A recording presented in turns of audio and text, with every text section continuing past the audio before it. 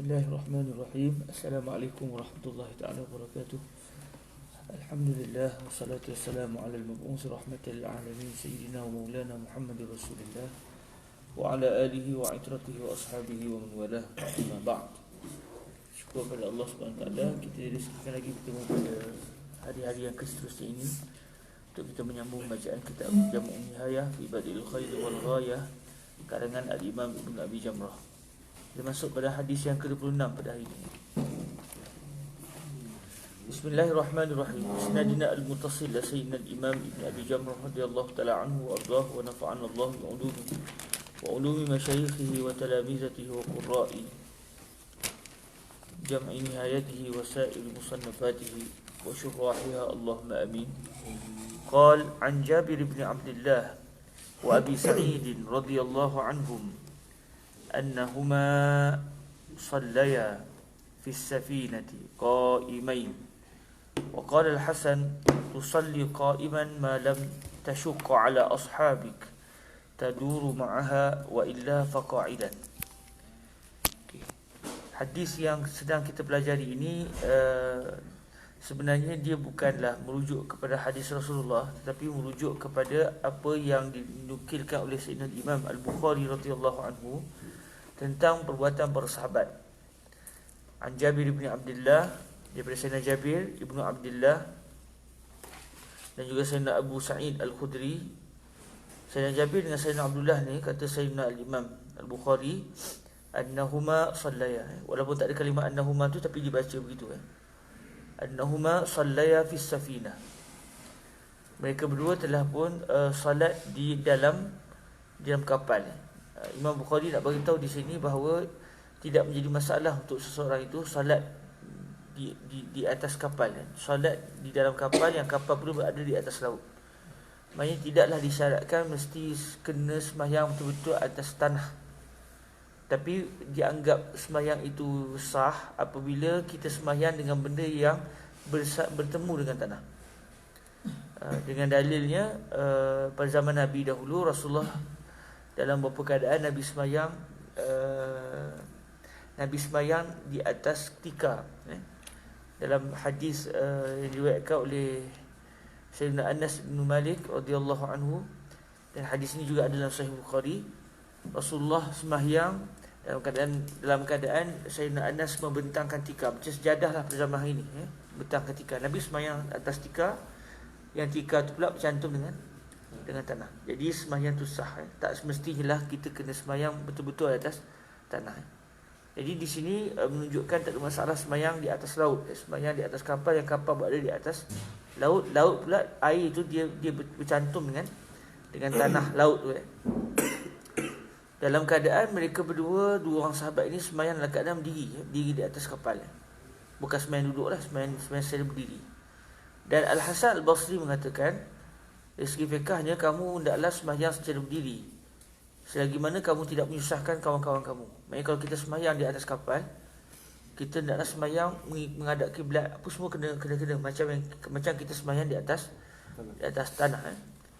Selagi mana kita tidak menyusahkan sahabat kita. Tapi katakan kita sembahyang tu secara berdiri, dan itu menyebabkan bahaya kepada orang yang berada di atas kapal contoh sampan kecil. Dia berdiri, jatuhlah sampan tu, boleh teroleh, semua je boleh syahid dalam laut tu. Maka ketika itu hendaklah dia sembahyang secara duduk, kerana ada mudarat kepada orang lain. Jadi selagi mana tak ada mudarat, contoh kapal tu kapal besar, jadi dia sembahyang berdiri, tak memberi kesan kepada orang lain, maka tak ada masalah. Hendaklah dia sembahyang secara berdiri, dan hendaklah taduru ma'aha ay ma'al qiblah wa illa faqaidan. Hendaklah sembahyang itu dia menghadap kiblat. Kalau kapal bergeraklah dia. Maksudnya contoh macam kiblat di depan ni, bila kapal menghadap kiblat, dia bergerak kiblat. Bila kapal bergerak ke sini, dia pun bergerak ke kiblat balik. Lepas tu katakan kapal tu dah sini, dia bergerak ke sini pula, kita beralih pula ke kiblat. Maksudnya setiap kali kiblat bertukar dengan sebab pergerakan kapal, hendaklah kita yang sembahyang juga bergerak menghadap kiblat. Dan itu tidak membatalkan sembahyang. Jadi kalau hari ini kalau di atas kapal terbang itu jadi masalah juga, sebab langit udara ni dia tidak bercantum dengan tanah. Jadi orang yang sembahyang dalam keadaan dia di atas kapal terbang, sebahagian para ulama mengatakan sembahyang dia sah dan tak perlu iadah, tak perlu qada. Sebahagian para ulama pula mengatakan sembahyang itu tak sah kerana dia sembahyang bukan di atas tanah. Dan dia juga sembahyang bukan di atas benda yang bercantum dengan tanah. Jadi untuk mengelakkan masalah fiqh, bila kita sembahyang dalam kapal terbang, kita tengoklah. Seeloknya kalau kita tahu kita transit di mana, kita sembahyang jamak terus di tempat transit, terus selesai masalah. Contoh, kita tengok kita akan transit berapa jam, baik, kita sembahyang jamak siap-siap di situ. Tapi katakan dua waktu tu memang kedua-duanya tak ada transit di atas kapal terbang, maka kita hendaklah sembahyang menghormati waktu. Kalau mampu menghadap kiblat, kalau mampu berdiri, dan ia sukar. Dan kapal terbang memang susah, kita tak sembahyang berdiri, menghadap kiblat pun susah. Maka bila kita dah sampai ke Malaysia, sampai ke tanah air, kita qada balik sembahyang tu. Jadi kita sembahyang atas dasar menghormati waktu. Macam mana? Sembahyang di mana? Sembahyang menghormat waktu ni maknanya kita sembahyang dengan semampu boleh. Kalau berwuduk, boleh berwuduk, memang boleh berwuduk lah. Dia berwuduk tu tak ada masalah dalam kapal terbang. Yang menjadi masalahnya adalah untuk menghadap kiblat dan juga berdiri tu.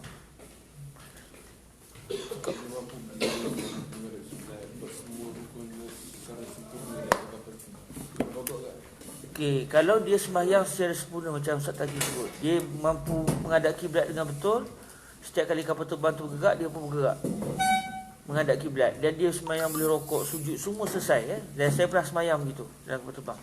Macam mana dia kena qada ke tidak? Berdasarkan pendapat sebahagian para ulama kena. Kalau tak silapnya dia adalah mazhab kita, mazhab Imam Syafi'i. Kerana kita sembahyang bukan pada tempat yang mustaqir, bukan pada tempat yang bercantum dengan tanah.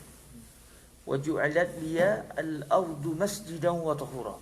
Dijadikan tanah itu adalah masjid, tempat sujud. Jadi bila kita sembahyang bukan di tempat yang bercantum dengan tanah, maka ketika itu sembahyang itu perlu diqada. Kalau tak silap saya, dia adalah pegangan dalam mazhab kita.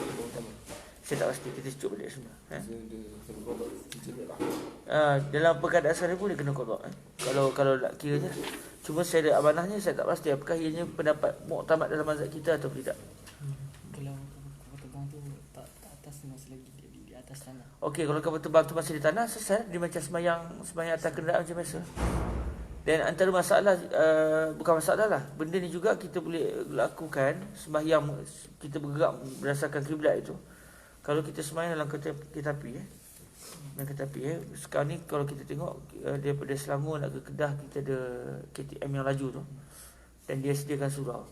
Cuma masalahnya memang kiblat tu lah jadi sikit masalah. Jadi kalau saya sembahyang dalam kereta api, saya pegang handset, mana kiblat berpusing-pusing lah kita, kereta api dia begitu, berpusing kita berhadap kiblat. So kalau dalam kereta macam mana? Dalam kereta dia masalah tak boleh berdiri. Di masalahnya kita tak sembahyang tak mampu nak berdiri. Maka selagi mampu, kalau contoh kita bergerak, berhenti tempat berehat, eloklah, dan sembahyang secara sempurna di tempat rehat. Tapi katakan jam teruk dan keadaan sesama kita tak boleh nak keluar, maka ketika itu hendaklah kita sembahyang atas rasa menghormati waktu. Kiblat pun tak mampu nak ikut, mungkin ketika itu kita tak berwuduk, dan mungkin menyebabkan waktu akan keluar. Bila dah selesai itu, dia balik rumah, sampai rumah dia sembahyang dalam keadaan dia qada semula sembahyang tu. Kalau waktu dah keluar, qada lah. Kalau waktu masih ada, kembali ke adah sembahyang. Dia kesimpulannya tak boleh satu waktu tu berlalu tanpa diisi solat di dalam waktu itu. Okey. Wa anhu bihi an Anas bin Malik radhiyallahu anhu qala kunna nusalli ma'an nabiy sallallahu alaihi wa alihi wasallam fayadhu ahaduna taraf ath-thawbi min shiddatil har fi makani sujud. Kami satu ketika dahulu sering sembahyang bersama dengan Nabi sallallahu alaihi wasallam, dalam keadaan salah seorang dari kami akan meletakkan hujung bajunya di tempat sujud, kerana kepanasan yang menimpa mereka lah, nasyiddatul har tu. Jadi hadis ni zahirnya menunjukkan tak ada masalah untuk kita menggunakan sejadah sewaktu solat. Di tempat sujud tu kita jadikan ada alas, kita sujud atas alas, bukan sujud terus di atas tanah.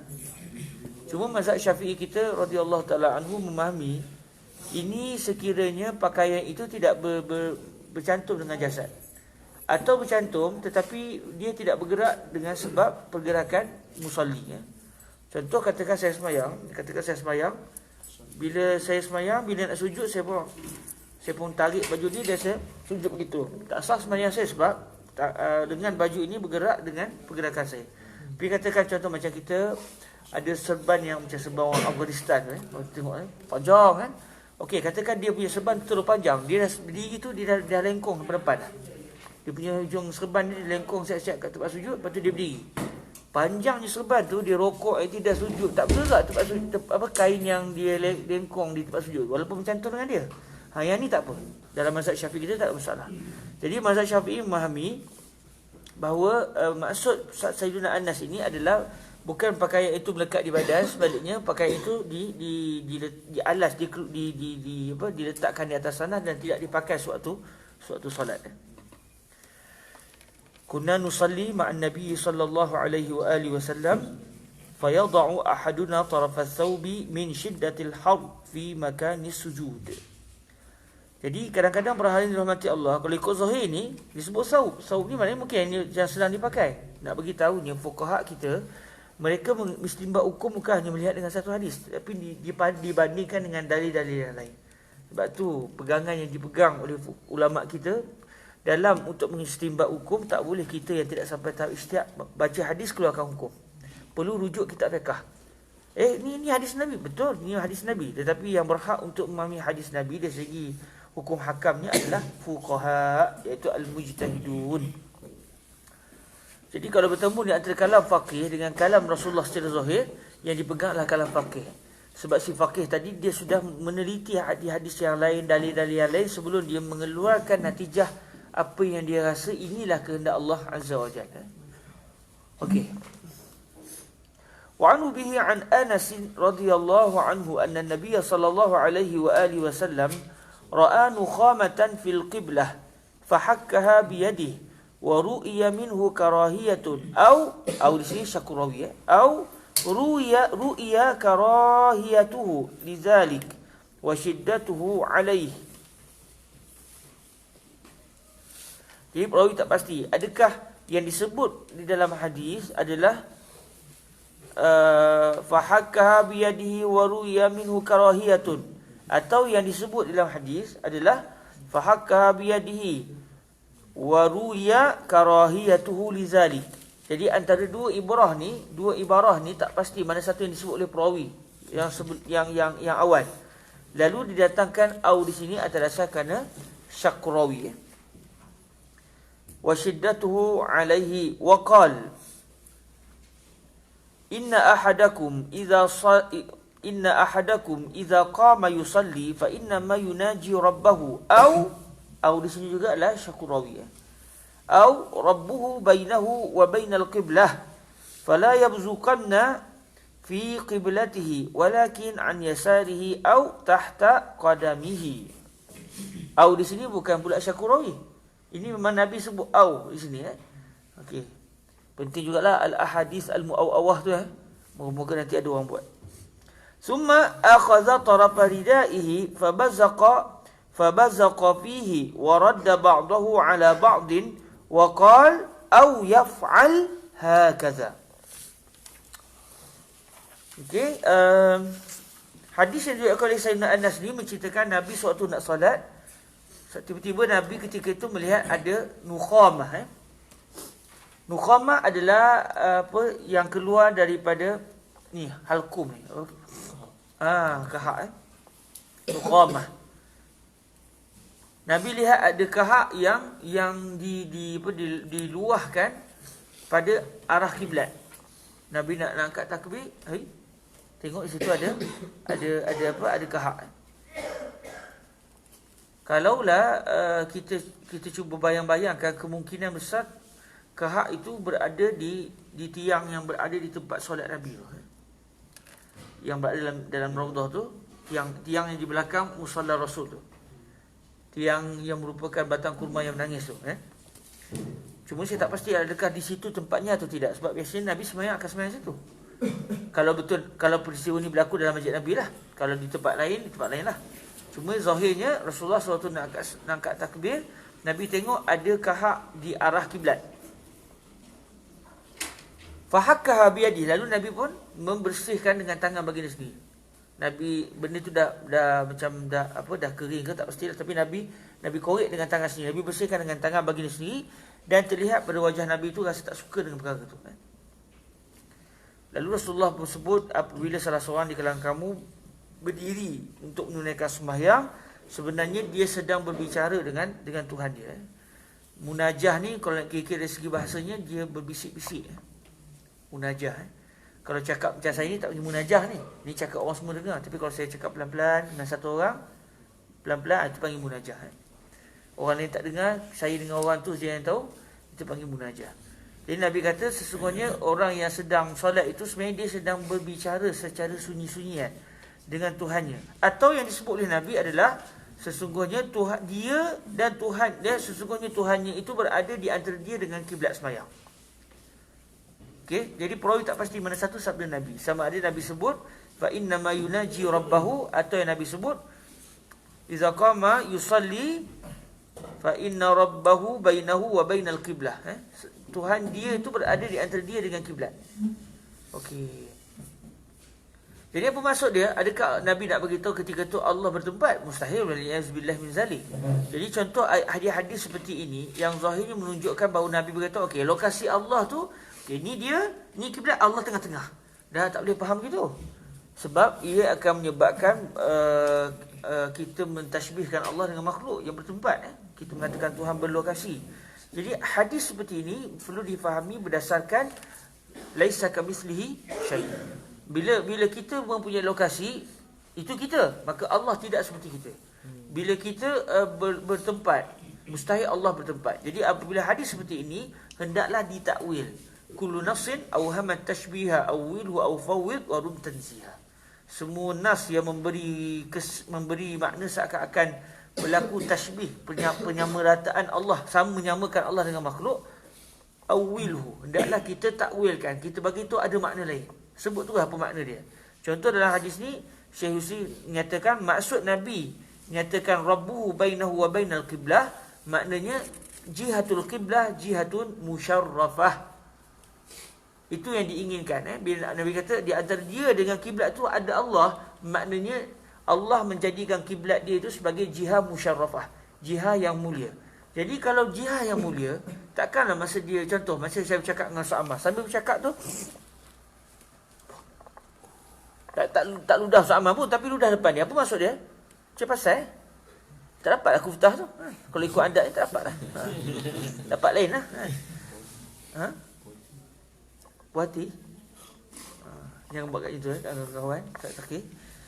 Jadi apa maksud dia? Main tidak menghormati. Jadi Nabi nak beritahu jihad kiblah ni, arah kiblat ni arah yang boleh. Itu maksud dia takwil. Atau ada satu sikap lagi para ulama Ahlussunnah ajar, iaitu kita tafwid. Tafwid ni mana ya? Pertamanya kita menafikan, hadis ni macam Allah Ta'ala bertempat, mustahil Tuhan bertempat. Apa makna dia? Ada makna dia. Apa makna dia? Saya tak tahu, salah Tuhan. Itu namanya tafwid. Yang ini yang banyak dipegang oleh jumhur ulama salaf. Bila sebarang ayat yang macam ni, mustahil Tuhan macam yang zahir. Tapi ada makna lain. Apa makna dia? Saya tak berani nak tentukan makna tu sebab takut tersilap. Takut bukan itu kehendak Nabi. Jadi macam mana? Yang pasti tak macam kita faham. Ada makna yang sesuai. Apa makna yang sesuai? Serah ke Tuhan. Serah ke Nabi. Itu nama dia tafwid. Jadi sama ada takwil ataupun tafwid, kesemuanya sepakat bahawa mustahil Allah bertempat. Dia beza. Sebenarnya Allah bertempat. Cuma macam mana, di mana tempat Allah, serah ke Tuhan. Itu tidak tafwid tu. Itu tidak takwil. Itu dia menjisimkan Tuhan, menjadikan Tuhan bertempat, baru diserah ke Tuhan. Allah ada tangan. Macam mana? Dia ada anggota tangan. Cuma macam bentuk dia 5 jari ke 7 jari. Itu serah ke Tuhan. Beza kan? Mustahil Allah bertempat, mustahil Tuhan beranggota. Ada makna lain. Apa makna? Seserah ke Tuhan. Maknanya mau tak mau kita terpaksa takwil. Mau tak mau bila ada ayat yang seperti ini, kita terpaksa takwil. Kalau kita tak takwil, kita akan menyingsingkan Tuhan. Okey? Jadi semua Ahlussunnah ijma' bahawa mau tidak mau mesti takwil. Ya imam takwil, ya imam tafwid. Tapi nak tafwid pun kena takwil dulu. Dipanggil takwil basit. Takwil yang ringkas. Ada makna lain. Apa makna? Serah ke Tuhan. Maka kita dah menafikan makna yang zahir di sini. Jadi dalam hadis ni Nabi menyatakan sesungguhnya dia berbicara dengan Tuhan dia. Atau yang Nabi sebut sesungguhnya Tuhannya berada di antara dia dengan arah kiblat. Jadi kata Fadilatul Syekh Yusri, iaitu Allah menjadikan menjadikan arah depan orang yang sembahyang tu, iaitu arah kiblat dia adalah arah yang mulia. Fala yabzuqanna fi qiblatihi walakin an yasarihi aw tahta qadamihi. Maka apabila seorang nak sembahyang tiba dalam ada kahak dalam mazhab Syafi'i kita, kalau dia telan buat bunyi pula tu. Kalau dia buat macam tu pula, kalau dia buat itu dah 2 kali batal lah. Pertama dia telan, lepas tu dia dah dulu ada bunyi begitu kan. Tapi kalau dia tak bunyi tu, dia telan je tak bunyi. Okey kan, dia batal dalam mazhab Syafi'i sebab dia sudah kahak dia sudah sampai ke harful kha. Tapi kalau kahak dia masih di dada lagi tak apalah. Tapi kalau dah sampai dia di tempat makhraj huruf kha tu, kan, dah sampai situ betul. Okey, ketika itu dia telah memakan satu benda. Lebih dahsyat lagi kalau itu lagi. Kalau yang tu lagi dahsyat lah. Tapi rasanya tak ada orang buat gitu lah. Biasanya kalau masih dalam mulut tu dia berani lagi. Tapi kalau dah keluar tu, tafadhal kata, dah minta air. Dia agak. Itu membatas sembahyang lah. Okey, jadi dalam mazhab Syafi'i, bila dah katakan dia berkahak contoh, dan dia nak telan batas sembahyang. Jadi Nabi kata, fala yabzuqanna fi qiblatihi walakin an yasari. Tapi hendaklah dia meludah ke arah kiri dia. Kalau kiri dia tak ada orang lah. Kalau ada orang tak boleh lah sebab dia menghina orang tadi. Tak boleh lah sebab ada orang. Kalau tak ada orang gitu. Atau au tahta qadamihi, atau dia bukan ludah ke arah kiri tapi dia ludah ke bawah kaki dia. Maksudnya dia tengah sembahyang, dia berada tepi, lepas tu dia ambil tanah dia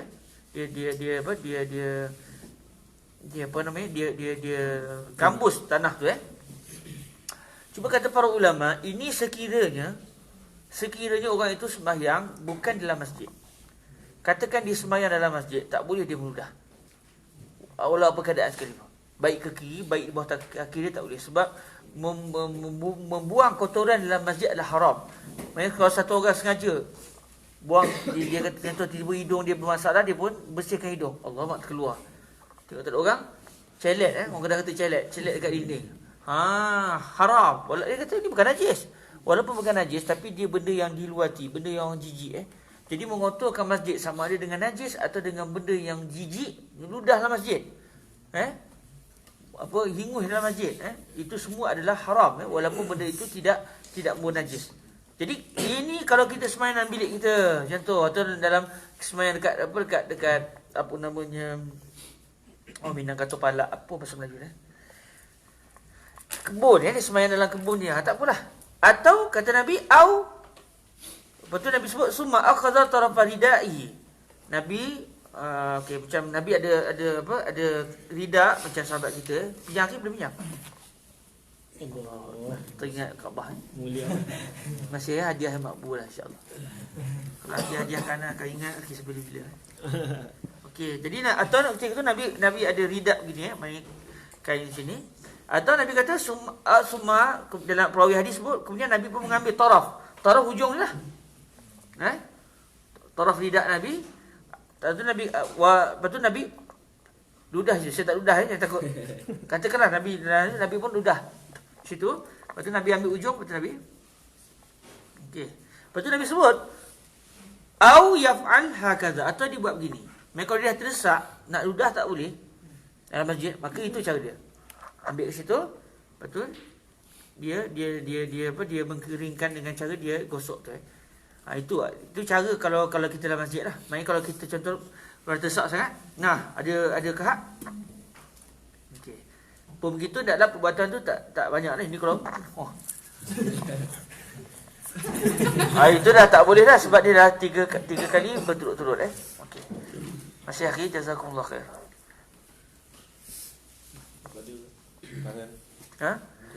Kalau tak ada, dia takkan tak ada pakai tu. Tak pakai ni. Jenis orang dulu. Sembahyang tak pakai baju. Saya pernah tengok zaman dulu tok orang kita dulu sembahyang tak pakai baju. Atau baju tangan pendek. Yalah kalau terdesak sangat macam tu lah. Sebab dia nak mengelakkan daripada ditelan tu. Kalau tak dia batal. Kalau kita sedia keadaan yang boleh ditelan. Kalau dalam mazhab Syafi'i tak boleh. Apa keadaan? Apa keadaan sekalipun. Terdesak macam mana pun. Tapi dalam kalau Syekh Husni bin Rusdi waktu menguraikan hadis ni menyatakan beza dengan mazhab Imam Abu Hanifah. Dalam mazhab Imam Abu Hanifah Nu'man, menelan kehak itu tidak membatalkan sembahyang. Jadi kata Syekh Husni, kalaulah satu orang tu dia memang dia contoh diuji Tuhan banyak kehak Kau setiap kali sembahyang habis baju dia dengan kehak tak ada kerja maka ketika itu dia bolehlah berpegang dengan taklid mazhab Imam Abu Hanifah yang mengatakan tak batal sembahyang. Tapi ghalibnya tak ada. Saya tengok kawan-kawan dia pergi berkahak je Tengoknya tak nampak lah tu. Tengok bersih je, tak ada macam kahak pun bersih insyaAllah Hadis yang seterusnya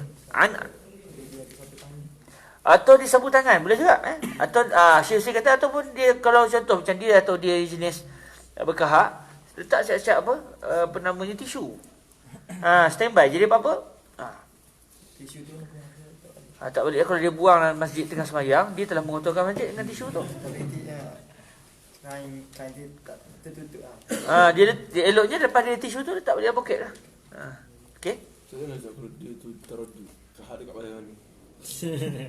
Kalau dia taraddu al-aslu tu adalah adamul khuruj. Kita tahu dia datang daripada bawah tu taruh di sini. Tanya dia. Saya tahunya. Sebab saya tahunya. Insya-Allah. Jangan takut Kalau dia berhenti sembahyang, dia batalkan sembahyang atas rasa itu. Dia seeloknya di situ dia akan menjadi masalah sebab dia membatalkan sembahyang sedangkan dia ada cara untuk tidak keluar dari sembahyang. Keluar sembahyang fardu ni berdosa tau. Kalau sembahyang sunat tak apa. Kalau sembahyang fardu dia tak boleh keluar daripada sembahyang fardu melainkan perkara kalau dia ditimpa benda yang membatalkan sembahyang. Jadi kalau dia keluar dia tak boleh sebab dia telah membatalkan sembahyang sedangkan ada cara untuk dia ni. Dan dia tak terdesak pun. Bezalah tengah sembahyang nak terkencing sangat. Allah tak lepas aku tidak. Mana lagi basah? Sama ada banjir masjid atau dia keluar sembahyang keluar je. Kalau dia terdesak dia kena keluar lah Nukhamah ni Nukhamah ni adalah yang sampai ke sini. Jadi tak kisahlah asal dia keluar ikut halkum ni maka dia panggil nukhamah. Kalau dia keluar ikut hidung dia bendanya sama je tak kira. Tapi kalau dia keluar dari hidung dia tak dipanggil sebagai nukhamah. Okey. Tapi sama juga kalau contoh macam hingus keluar pun begitu juga. Bukan kalau hingus tak apa. Masuk balik. Masuk tak ada masalah tapi kalau menelan tu. Saya terlepas. Okey. Benam kelebat tu. Kelebat besar. Dia tak ada kaitan demam misalnya orang demam ni. Maafkanlah Wa bihi an Aisyah radhiyallahu anha qalat kana an-nabiy sallallahu alaihi wa alihi wasallam yuhibbu at-tayammuna mastata'a fi sya'nihi kullihi fi tuhurihi wa tarajjulihi wa tana'ulihi. Dalam hadis ini Nabi sallallahu alaihi wasallam menyatakan Sayyidatuna Aisyah radhiyallahu anha menyatakan Nabi sangat suka untuk berkanan-kanan. Apa benda pun Nabi akan mulakan dengan pihak kanan sekiranya benda-benda itu dianggap syarif dari segi syarak lah. Selagi mampu pada seluruh urusan baginda sama ada dari segi suci, lepas tu berwuduk kita basuh tangan kanan dulu. Tapi kalau muka tak ada basuh muka kanan dulu sebab muka satu anggota. Okey, apa lagi kalau nak keluar nak masuk masjid dengan kaki kanan dulu. Tarajul sikat rambut bagi ada rambut lah bagi yang ada rambut mulakan dengan belah kanan dulu sebelum belah kiri tarajul. Dulu saya ingat tarajul ni pakai kasut punya istilah tarajul ni maknanya dia Nabi SAW bila rambut Nabi belah tengah tarajul Nabi akan sisir belah kanan dulu lepas tu bawah sini. Peringkat awal Nabi SAW Nabi sembahyang rambut Nabi sikat ke depan kesemuanya jatuh ke depan. Jadi orang kata kalau siapa yang buat rambut style Korea tu ada dia punya asal sunnah itu kan. Sebab apa? Sebab ahlul kitab mereka bila menyikat rambut mereka sikat ke depan. Dan peringkat awal Nabi nak bagi tahu kepada mereka bahawa syariat Islam ni tidak bercanggah dengan syariat Nabi Musa. Juga Nabi Allah Isa. Jadi sebab tu banyak Nabi sembahyang menghadap Baitul Maqdis dengan arahan Allah lah semuanya ni. Tapi apabila Allah Subhanahu Wa Taala menyatakan bahawa mereka ni tidak akan beriman dah, mereka memang keras hati dah, tahu Nabi Rasul tapi tak beriman, maka ketika itu Nabi minta kita supaya mukhalafah Ahlul Kitab. Jadi bila Nabi sikat rambut, Nabi akan sikat arah kanan dulu, lepas tu arah kiri pula. Wa tana'ulihi, pakai kasut pun begitu, Nabi akan sarung dengan kaki kanan dulu. Okey. Jadi ini adalah apa yang diperhatikan oleh Sayyidatuna Aisyah. Dan di sinilah tahu kita kepentingan mengapa hikmah Allah Subhanahu Wa Taala menjadikan Nabi itu mempunyai isteri yang ramai. Supaya setiap gerak laku baginda Nabi itu menjadi pedoman kepada Muslim yang diberitahu oleh isteri baginda Nabi. Bayangkan kalau seorang je isteri Nabi, kadang-kadang takut tak benda terlepas. Dalam keadaan Nabi itu penting, segala akhlak Nabi perlu disampaikan. Kita tak perlu isteri ramai, sebab kalau isteri ramai pun semuanya akan cerita aib kita. Dia ni kan. Isteri pertama kata, "Entah nak aib berapa banyak?" Anak boleh cerita. Isteri kedua kata, "Okey, anak ada 10. Itu 10 tu paling sikit dah." Kalau banyak pun buat malu kita je. Tapi banyaknya isteri Nabi adalah untuk menyampaikan apa yang berlaku, apa yang mereka lihat pada baginda Rasul alaihi salatu wasallam. Antara hikmahlah mengapa Allah takdirkan isteri-isteri baginda Nabi itu ramai lebih daripada kita, sebab Nabi merupakan sumber syariat. Jadi untuk mudahkan segala perilaku Nabi itu sampai kepada sahabat adalah dengan cara antaranya dengan cara isterinya ramai. Sampai akhirnya subhanallah, kita lebih kenal Nabi berbanding kita kenal ayah kita. Saya tak tahu ayah saya setinjak macam mana. Dan saya pun tak pernah nak tanya, "Abang setinjak macam mana?" Mau kena tu. Raja. Kan? Hubungan suami isteri. Tapi Rasulullah semua kita tahu, sebab semuanya disampaikan oleh isteri-isteri baginda Nabi kepada kita. Alhamdulillah. Wa anhu bihi an Ka'b bin Malik radhiyallahu anhu قال كان النبي صلى الله عليه وآله وسلم إذا قدم من سفر بدأ بالمسجد فصلى فيه. Dalam hadis ni Sayyidina Ka'b bin Malik radhiyallahu anhu menyatakan Nabi kalau musafir, bila Nabi sampai ke Madinah, Nabi tak terus pergi ke Hujurat Asy-Syarifah. Nabi tak terus masuk rumah. Sebaliknya Nabi akan sembahyang dulu di masjid. Di masjid. Kalau kita masuk dalam masjid Nabi belah depan, pastikan kalau dapat peluang sembahyang dalam masjid asal pada zaman Nabi.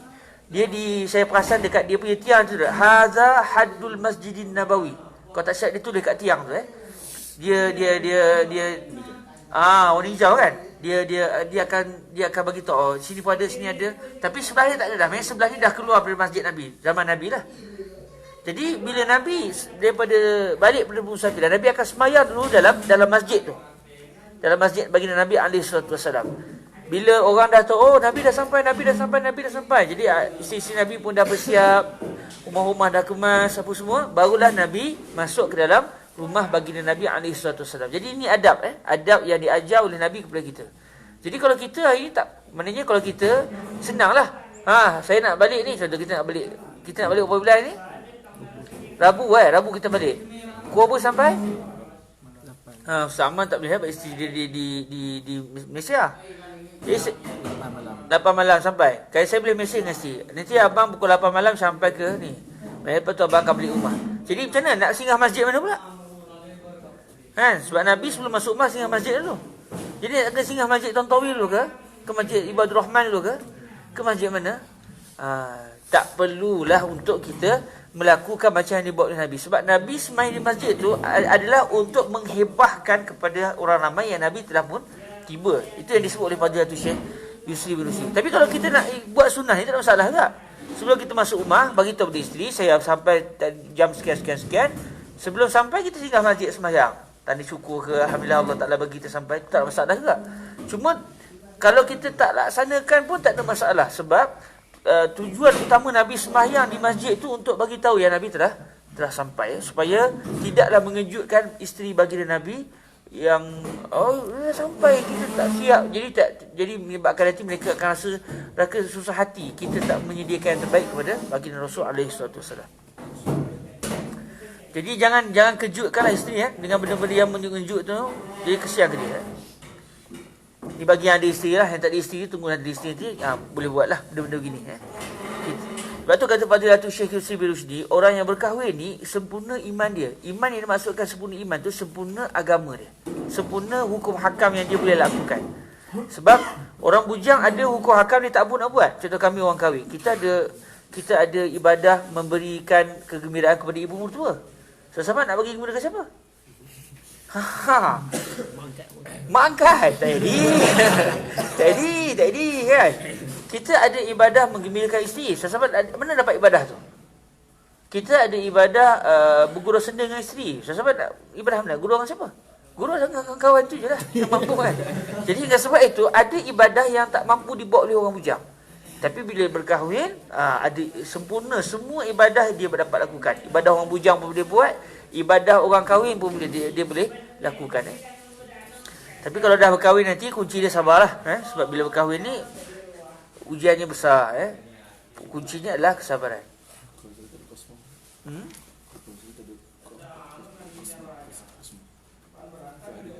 Aha.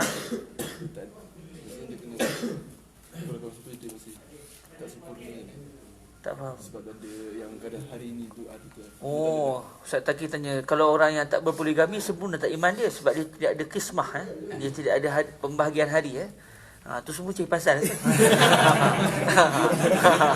Okey, saya jawab itulah dekat dia. Itu semua cari pasal cari pasal. Okey, mungkin beliau dia untuk ibadah lah. Sebab bila malam mazuk lah layan dia. Dia nak ibadah kesemah tu, dia boleh jadi kepada adawah wal harb ta'ala. Okey. Okey. Okey, hadis yang seterusnya. Jangan gelakkan saya. Okey. Sebab kalau saya dah gelak payah nak berhenti Okey. وعنه به عن أبي هريرة رضي الله عنه أن النبي صلى الله عليه وآله وسلم قال إن الملائكة تصلي على أحدكم ما دام في مصلاه الذي صلى فيه ما لم يحدث تقول اللهم اغفر له اللهم ارحمه. Okey. Hadis Sayyidina Abu Hurairah ni Nabi sebut ada malaikat khusus yang mendoakan orang yang beriktikaf dalam masjid. Innal malaikata tusalli ala ahadikum. Malaikat akan berselawat ke atas salah seorang daripada kamu. Di sinilah yang kita belajar as-salatu minal malaikah ad-du'a wal istighfar. Sebab kalimah as-salah dalam bahasa Arab mempunyai makna yang pelbagai. Contoh Nabi sebut innal malaikata tusalli. Tusalli sini maksud dia tastaghfir wa tad'u. Bukti dia macam mana bentuk selawat Nabi selawat malaikat pada kita? Allahumma ighfir lahu, Allahumma arhamhu. Ya Allah ampunkan dia, ya Allah rahmatilah dia yang beriktikaf. Jadi malaikat akan terus menerus menyebut kepada kita Allahumma ighfir lahu, Allahumma arhamhu. Doa malaikat makbul. Sebab malaikat la ya'sunallaha ma amarahum. Jadi orang yang beriktikaf lepas sembahyang dia beriktikaf, dia mendapat barakah doa malaikat. Okey. Jadi selagi mana orang itu masih berada di tempat sembahyang dia. Baris sembahyang dia duduk situ, dia tak balik rumah lah maknanya. Dia masih berada di masjid, dia terus beribadah. Selagi dia berada dalam masjid itu, selagi itu malaikat terus menerus berdoa untuk dia. Allahumma ighfir lahu, Allahumma arhamhu, Allahumma ighfir lahu. Sebab tu malaikat ni adalah satu makhluk Allah yang sangat banyak jasanya kepada manusia. Doa-doa mereka daripada kita di alam rahim lagi. Sebab tu ada di kalangan para awliya mereka sangat sayang kepada malaikat. Ada di kalangan mereka sampai berdoa khusus, ya Allah berkatilah malaikat Jibril, ya Allah bagian-bagian sampai ada di kalangan mereka begitu. Dan masa kita dikubur nanti pun ada malaikat akan sentiasa mendoakan kita di alam kubur. Jadi malaikat ni adalah hamba-hamba Allah khusus yang Allah menjadikan mereka ni berkhidmat kepada kita. Subhanallah.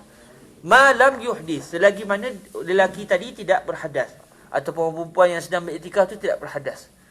Dia berhadas, dia tengok tak ada orang, dia pun menyengit sikit, selamba. Ketika itu malaikat pun dah tak ada doa dah. Kurang asam punya orang. Kita doakan untuk dia buat pasal pula dengan malaikat. Sebab malaikat tak suka benda-benda yang tidak harum. Benda-benda yang masam-masam tu, malaikat tak suka. Dia kalau dia tidak niat iktikaf, dia tidaklah mendapat pahala iktikaf tu, tapi maknanya dia terus didoakan juga oleh malaikat tadi. Sebab dalam hadis disebut madama fi musallahu. Tapi biasanya bila satu orang duduk di masjid tu, dia duduk sebab apa? Dia buat apa? Nak lepak je dalam masjid. Ke dia nak buat apa? Nak berzikir sikit lah. Itulah iktikaf. Dia menjadikan diri dia tu diikat ataupun dia dipenjara dalam masjid, i'tikaf. Okey. Iktikaf bukan disyaratkan kerana dia nawai itu iktikaf. Tak. Dia yang nawai itu i'tikaf tu yang dipandu oleh para ulama supaya kita ingat. Tapi selagi mana satu orang dia nak duduk di masjid dengan tujuan untuk beribadah, dia tak nak balik lagi, dia nak beribadah, itu dipanggil sebagai i'tikaf. Tapi kalau contoh, letih sangat masuk masjid lepak je. Memang dia tak terfikir nak ibadah, dia pergi letih. Ataupun orang kerja dia nak menyorok tak benar masuk masjid. Itu dia i'tikaf lah. Okey. Dan di sini juga menunjukkan bahawa makruh kita membuang angin dalam masjid. Jadi walaupun tak ada orang yang melihat, di sana ada malaikat yang sentiasa mendoakan kita. Jadi kena hormatlah. Okey.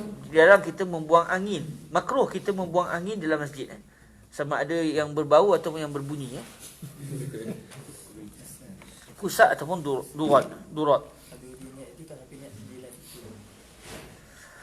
Okey, kalau dia nak tidur dalam masjid tapi dia berniat i'tikaf, dia tidak mau keluar dari masjid dengan tujuan untuk beribadah. Lepas tu dia tidur. Dia masuk juga i'tikaf tu sebab dia telah i'tikaf ni asalnya dia habsun nafsi fil masjid. Dia memenjarakan diri dia dalam masjid. Tapi takkan dia nak tidur je. Mestilah dia niat juga nak beribadah tu. Kau selawat kepada Nabi, kan? Cuma dia nak tidur dalam masjid, tak ada masalah. Tak ada masalah untuk dia tidur dalam masjid.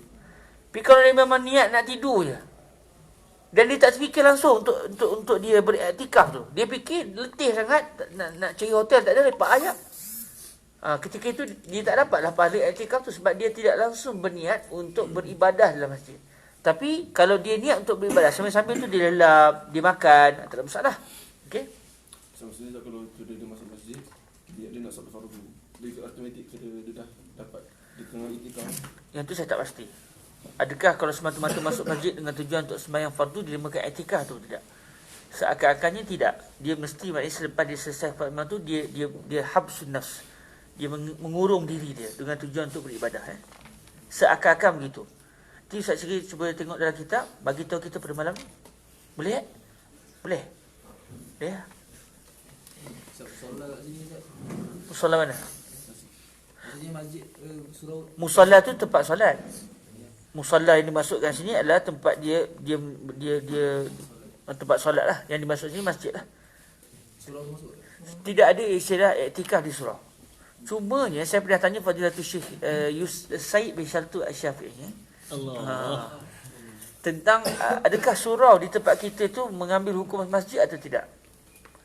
Lalu beliau mengatakan yang pertama, masjid ini hendaklah pertamanya dia bukan milik individu, dia wakaf. Jadi surau kalau di kampung tu mungkin wakaf. Itu kena tanya balik lah, tengok realiti kita Malaysia. Kalau surau-surau di kampung tu mungkin wakaf. Surau tu memang dia diwakafkan, tanah tu diwakafkan untuk buat surau. Tapi kalau macam di bandar-bandar, surau flat ataupun surau yang bandaraya bagi, bila-bila masa dia boleh roboh kan tu dan buat benda lain. Dia bukan digazetkan sebagai tempat solat tu. Jadi syarat yang pertama, masjid ni dia tidak boleh milik individu. Dia mesti tanah tu tanah wakaf. Masjid tu masjid wakaf. Yang kedua, kata Fadilatul Syekh Said bin Shaltu Hafizahullah, bila satu tempat tu diwakafkan sebagai tempat solat, maka dia adalah masjid walaupun tidak dinamakan masjid dan tidak didirikan sembahyang Jumaat. Tak semestinya kena sembahyang Jumaat baru dianggap masjid. Okey? Jadi kalaulah di kampung-kampung katakan ada satu orang dia wakafkan tanah dia untuk buat surau. Kata buat surau ni dan tanah tu diwakafkan, dia gazetkan sebagai tanah wakaf dan dia pun bina surau, maka surau itu adalah masjid. Maknanya orang haid tak boleh masuk dalam situ. Dia tertakluk dengan hukum hakam masjid. Dan kata Fadilatul Syekh Said bin Shaltu Hafizahullah, begitu juga dengan apa yang berada di atas bangunan tu, sampai ke langit, ke atas, semuanya dianggap masjid. Jadi kalau tiba ada pula orang pergi buat rumah atas surau tu, atas rumah tu juga tertakluk pada hukum masjid. Dia katakan kita nak buat katakan madrasah. Kita buat madrasah dan masa yang sama kita buat dalam bentuk masjid, macam style masjid Azhar. Kita kata okey, ni masjid ni saya wakafkan ataupun surau ni saya wakafkan, lepas tu kita bina penempatan pelajar atas tu. Maka kawasan atas tu semua adalah dianggap sebagai hukum masjid. Jadi tak boleh orang yang berhadas besar masuk dalam tu, Dia semua tertakluk pada hukum masjid. walaupun tak dinamakan masjid, tapi kalau kena dengan situasi itu, dia diwakafkan sebagai tempat solat, maka dia dianggap sebagai masjid. Ada di bawah. Begitu juga di bawah. Kalau masjid yang Syekh Yusri yang macam Kalau masjid macam Syekh Yusri tu, kalau ikut dalam mazhab Syafi'i kita, tak dinamakan sebagai masjid. Sebab di atas itu bukan masjid. Syekh Yusri itu sukna Syekh. Jadi di sana ada sikit perbahasan fiqah lah, perbahasan fiqah dalam masalah ini. Kalau ikut dalam mazhab Syafi'i betul-betul, pertama kita pun tak pernah tanya Syekh lah, adakah Syekh wakafkan di bawah tu atau tidak. Katakan Syekh wakafkan di bawah tu, kalau ikut mazhab Syafi'i, rumah Syekh ke atas semua hukum masjid. Okey. ini kalau macam ni Baitul Talabah. Surau Baitul Talabah itu bukan masjid. Walaupun dinamakan sebagai surau, tapi siapa wakafkan sebagai tempat tu secara khusus. Jadi surau tu boleh iktikaf, tak dinamakan iktikaf, boleh lepak lah. Boleh lah baca Quran, boleh semayang, tak dosa. Tapi dapat ke pahala iktikaf? Tidak. Sebab dia bukan dianggap masjid. Boleh okey?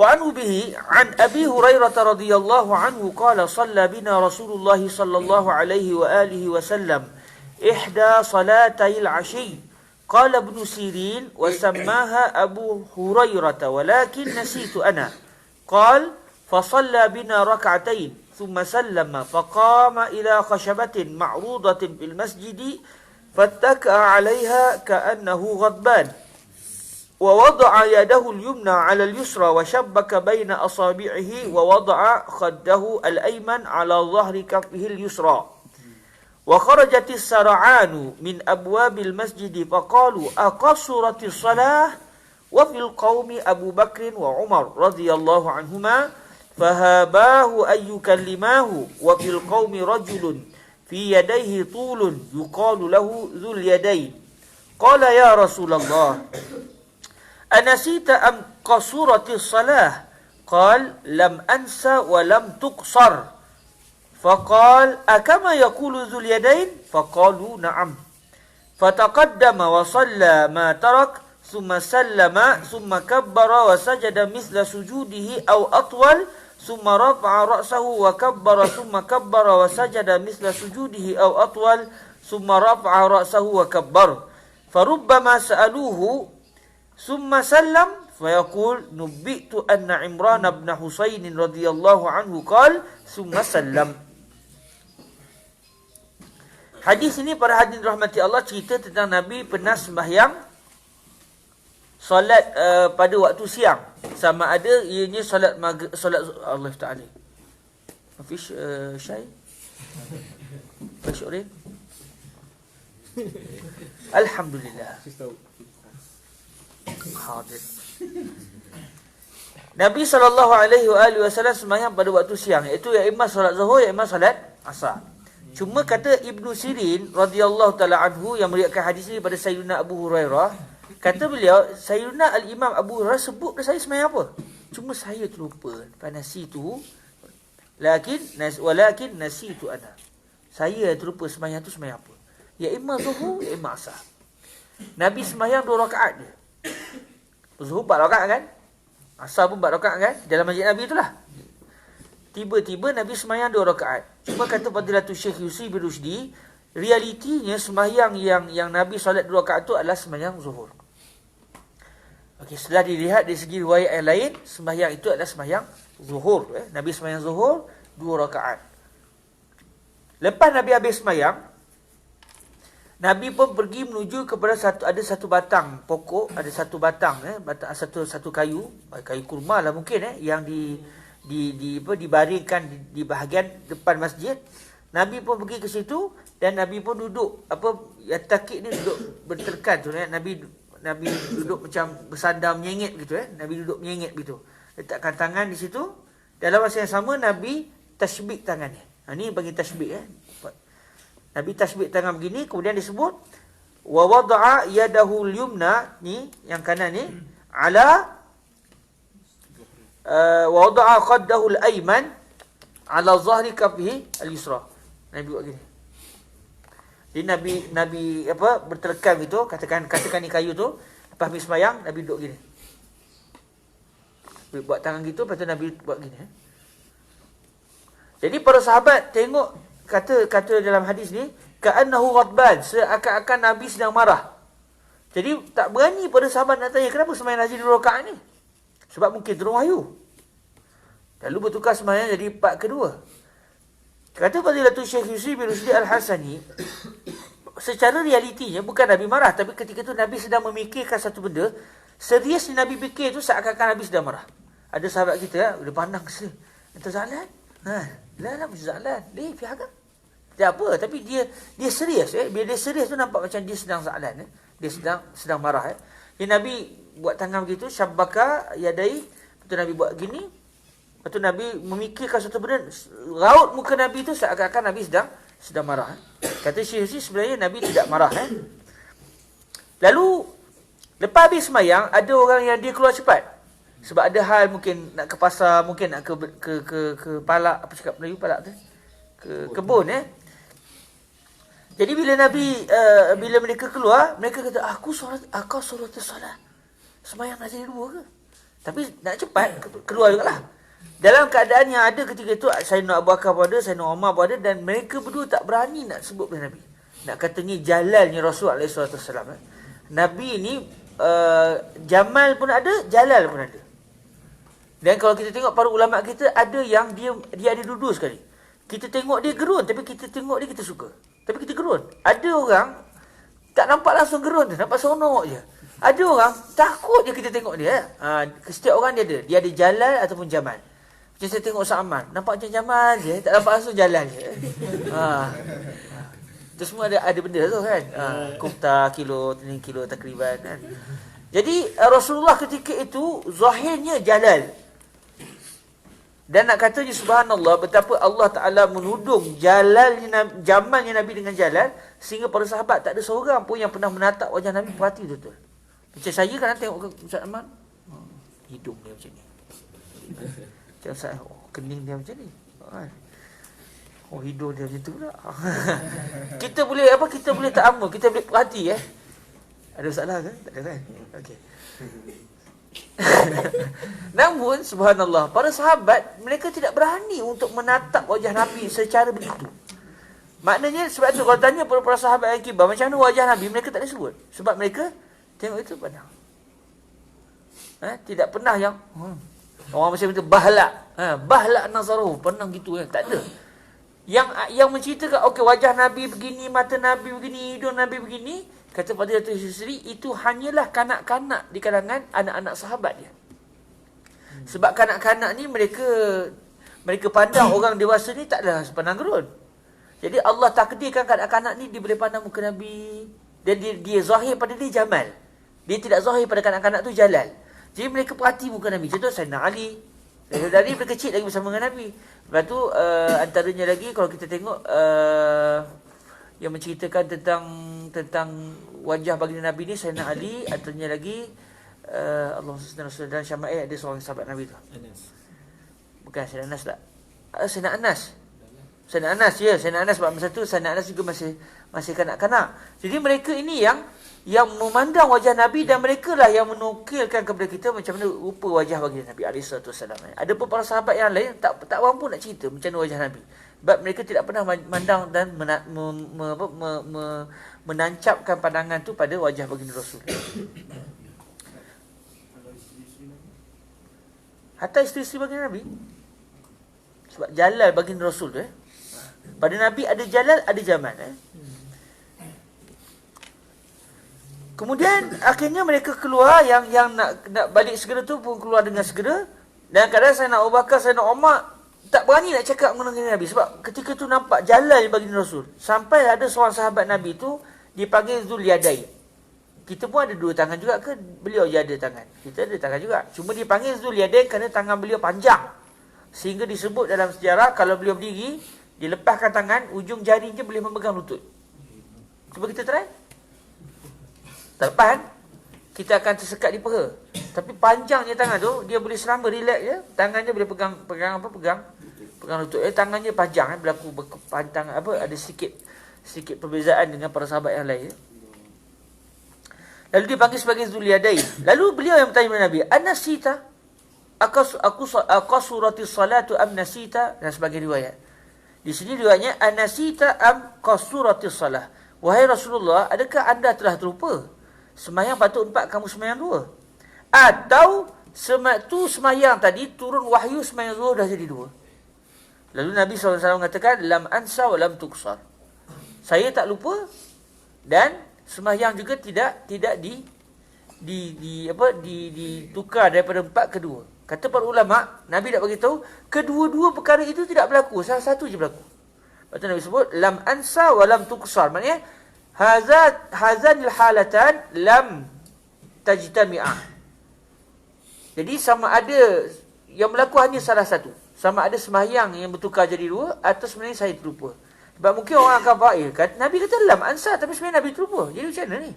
Jadi kata para ulama yang dimaksudkan dengan Nabi lam ansa wa lam tuksar adalah dengan maksud kedua-duanya tidak berlaku secara serentak. Sebaliknya berlaku salah satu. Ada juga para ulama memahami maksud Nabi lam ansa ay ala hasab i'tiqadi ana lam ansa.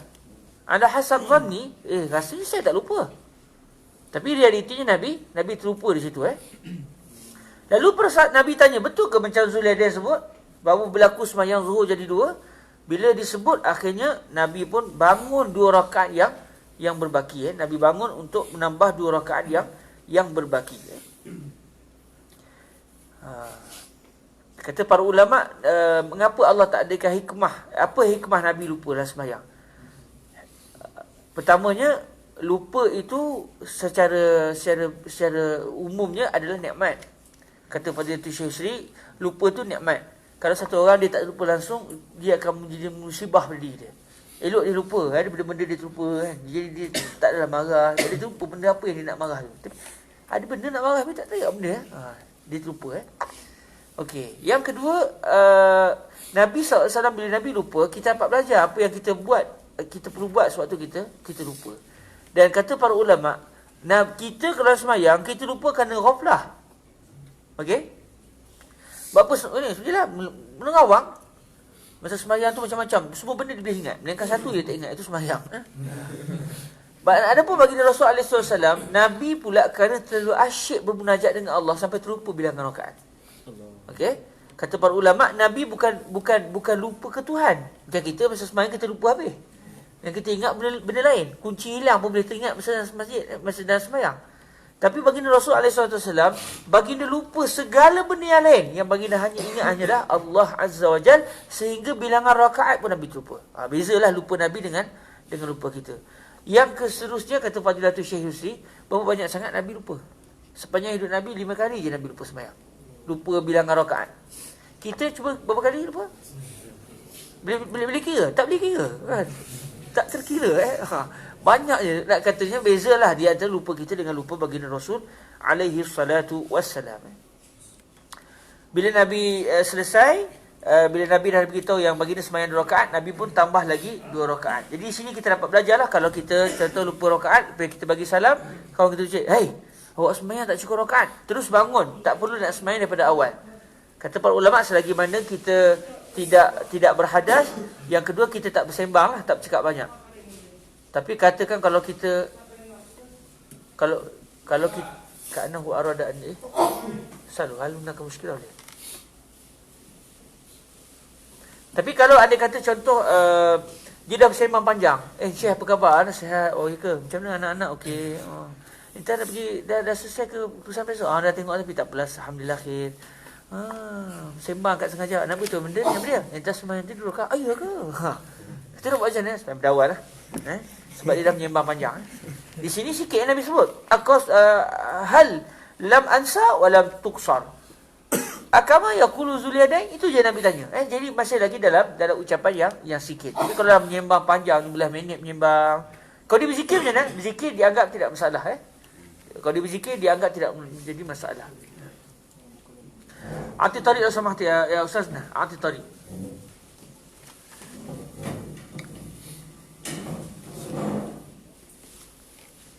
Jadi selepas Nabi tambah 2 rakaat itu, Nabi seterusnya melakukan sujud sahwi. Nabi melakukan sujud sahwi. Dalam hadis ini Nabi sujud sahwi. Farubbama sa'aluhu dhamir pada sa'aluhu tu merujuk kepada Ibnu Sirin. Farubbama sa'aluhu ay sa'alu Ibnu Sirin summa sallam. Lepas Nabi dah sampai ke tahiyat, lepas tahiyat lepas tu Nabi sujud, bangun, sujud. Lepas tu macam mana? Nabi salam ke? Kata Sayyidina Abu Ibnu Sirin, Nubi tu saya diberitahu bahawa Imran Ibn Husain, sahabat Nabi, beritahu. Kemudian Nabi pun memberikan salam.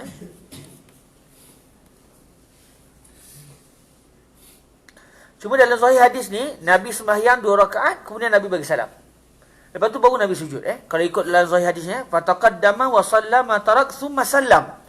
Lepas Nabi bagi salam, lepas tu summa kabbara wa sajada.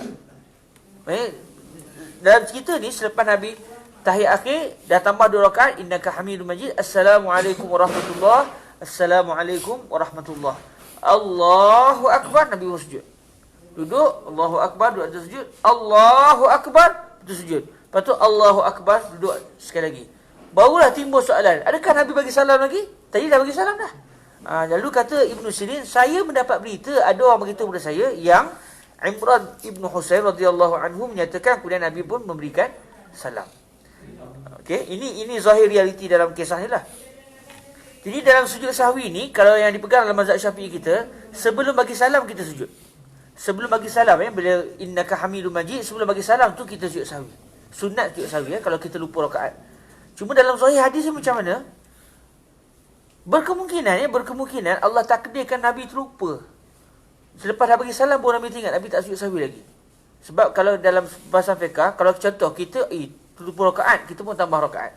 Lepas tu kita nak sujud sahwi lah. Tiba-tiba terlupa sujud sahwi. Dah bagi salam, assalamualaikum warahmatullahi, assalamualaikum warahmatullahi. Ya, tak sujud sahwi. Jadi kita buat macam mana? Okey, sujud sahwi sekali lagi. Macam yang dibawa oleh baginda Nabi di sini. Berkemungkinan lah, saya rasanya, wallahu alam, mungkin Nabi melakukan sini kerana berlaku kelupaan seterusnya yang Allah takdirkan supaya kita dapat belajar daripada baginda Rasul. Tapi kalau kita mengingat innaka hamidum majid, ingat tu nak sujud sahwi, tak perlulah bagi salam dulu, kita terus sujud. Wa anhu bihi an Abi Sa'id radhiyallahu anhu qala sami'tu an-nabiy sallallahu alaihi wa alihi wasallam yaqul idza shalla ahadukum ila shay'in yasturuhu minan nas fa arada ahadun an yajtaza baina yadayhi falyadfa'hu fa in aba falyuqatilhu fa innama huwa syaitan.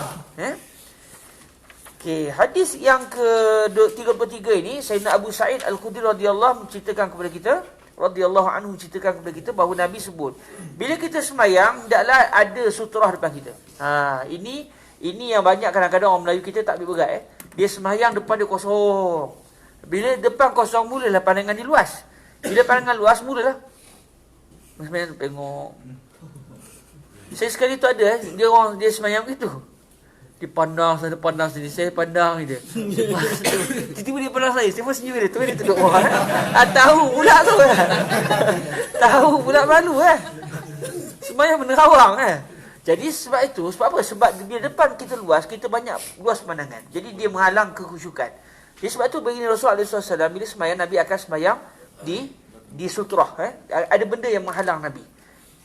Contoh macam di dalam masjid Nabi tu, Nabi semayang betul-betul depan tiang yang menangis tu, batang kurma yang menangis tu. Bila Nabi pergi musafir, Nabi akan bawa anazah. Anzah ke anazah? Anazah bi fathil nun. Satu batang kayu, satu batang besi yang hujung dia tajam. Nabi cacat situ, jadi Nabi semayang situ. Jadi kita pun kalau semayang, pastikan kalau kita semayang, hendaklah kita terus di mihrab ataupun terus ke dinding ataupun terus ke tiang. Jangan ada depan kita kosong. Sebab itu yang dituntut suatu semayang, supaya kita fokus dalam solat. Orang boleh tak kita jadikan sebagai sutrah? Boleh. Contoh kita semayang, ada orang tengah duduk berzikir menghadap kiblat. Boleh kita jadikan dia sebagai sutrah. Mari kita semayang dengan kita memandang pandangan kita hanya tertumpu di tempat sujud kita, di depan tempat sujud dia. Sutrah. Cuma kata para ulama, kalau dia menghadap kita, tak dituntut lah. Ketika itu boleh mengganggu kita. Macam tu yang berlaku masa saya buat tu. Senyum tu kat dia, tunduk. Tapi baguslah tu dia fokus semayang. Alhamdulillah. Jadi kita kalau semayang kena pastikan tu. Sebab tu kalau kita perasan dalam hadis, bila azan maghrib di masjid Nabi, masa azan tu para sahabat semua pakat cari tiang. Kita pun cari juga tiang untuk menyandar. Para sahabat cari tiang sebab tu bila azan saja mereka terus berdiri dan melakukan sembahyang qabliyah. Sebab lepas azan terus qomat. Lepas azan terus qomat. Jadi sewaktu azan tu mereka terus angkat takbir, masing-masing pakat cari tiang. Sementara nak habis azan tu selesai 2 rakaat. Terus qomat lepas tu itu yang dibuat di Masjid Baginda Nabi SAW. Solat ketika azan. Cuma yang dibuat tempat kita macam mana? Biasalah. Jadi kita tengok, kalau tempat tu lepas azan maghrib terus qomat, jadi kita sembahyang qabliyahnya sewaktu tengah azan. Tapi kalau dia macam di Masjid Nabawi ni, lepas azan dia bagi peluang untuk sembahyang, kita sembahyang. Tak, kita boleh jawab azan. Betul mana lagi Ustaz, sembahyang sunat ke jawab azan? Kalau ikut apa yang dibuat oleh para sahabat, sembahyang sunat tu. Sunat afdal. Sebab mereka sembahyang dalam keadaan azan sedang berkumandang dan dilakukan dalam keadaan pengetahuan baginda Nabi SAW. Jadi berlaku ikrar pada Rasulullah. Boleh saja azan dalam solat. Boleh juga. Kan? Boleh, tak salah tengah sembahyang boleh jawab azan. Dia tidak dianggap sebagai berborak. Dalam azan, dalam tengah sembahyang kita berzikir tak ada masalah. Tapi kalau kita menyembang dengan kawan tak boleh lah. Kan? Orang tengah sembahyang orang bersin. Yarhamkallah wa yu'tikallahu sihah. Itu dah berborak dengan dia. Lain kalau kita kata Allahumma rzuqhu sihata, itu doa. Lain. Tapi kalau kita yarhamukallah, kita berborak dengan dia. Kalau khada Banyak sangat soalan khada jawab azan tu lepas sembahyang boleh kau tak jawab? Lepas azan baru nak jawab. Saya tak tahu. Sama dia pun mufti kat ni. Dia pun nak jadi mufti tu. Lepas habis, Assalamualaikum warahmatullahi. Assalamualaikum. Allahu akbar, Allahu akbar. Apa ni? Qada. Saya tak saya jumpa lagi lah kita. Mungkin ada tu lah hasiah-hasiah yang besar-besar. Tolong cari sama kalau jumpa malam ni beritahu. Okey. Jadi dalam hadis yang ke-33 ni, apabila seseorang tu kata Nabi SAW sembahyang, hendaklah depan dia ada sitar. Jadi maknanya siapa yang sembahyang depan tak ada sitar, kalau orang lalu, dia tak berhak nak halang. Dia sebab salah dia. Dia tidak menjadikan di sana ada benda yang dia jadikan sebagai sebagai sitar dia. Dia tidak menjadikan di hadapan dia sebagai sitar. Jadi siapa yang sembahyang depan kosong, orang lalu depan dia, tak berdosa dah. Orang yang lalu pun tak berdosa. Walaupun makruh. Makruh lah orang tu lalu depan dia saja. Tapi kalau dia dah jadikan di sana ada sutra, kemudian ada orang lalu. Mana Nabi kata, فَلْيَدْفَعْهُ, hendaklah dia tahan. Supaya orang tu tak lalu depan dia. Cuma di masjid Nabi ni susah sikit lah. Sebab orang ramai dan orang semua berusaha nak cepat. Jadi kalau ada orang lalu depan kita biar je lah. Biar je. Sebab begitu juga di masa waktu kita tawaf. Katakan masa sembahyang subuh kita nak tawaf tu, tiba semua dah pekat berdiri dah. Nak tunggu waktu sembahyang. Masa tu orang pun tengah, kita pun sembahyang sunat. Orang pun lalu depan kita, jangan kita nak halang. Kalau kita halang pun tak jadi, dia tolak kita, dia gulih kita kan. Jadi ketika tu biarlah. Macam di masjid Nabi ni lagilah orang nak keluar macam-macam urusan. Jadi tak dapat nak dielakkan. Tak dapat nak dielakkan. Fa'in aba falyuqatilhu. Kalau dah kalang pertama, dia tolak pula tangan kita kan. Nak lalu tak? Ketika itu falyuqatilhu. Falyuqatilhu di sini kata Fadilatul Syusi, iaitu falyadfa'hu asyad. Bukan falyuqatilhu tu maksudnya perangilah dia. Buka kuda-kuda tu bagi tak. Betul sambung sembahyang. Mana boleh? Batal dah sembahyang kan. Falyuqatilhu di sini maksudnya falyadfa'hu asyad. Asyad dan difa'.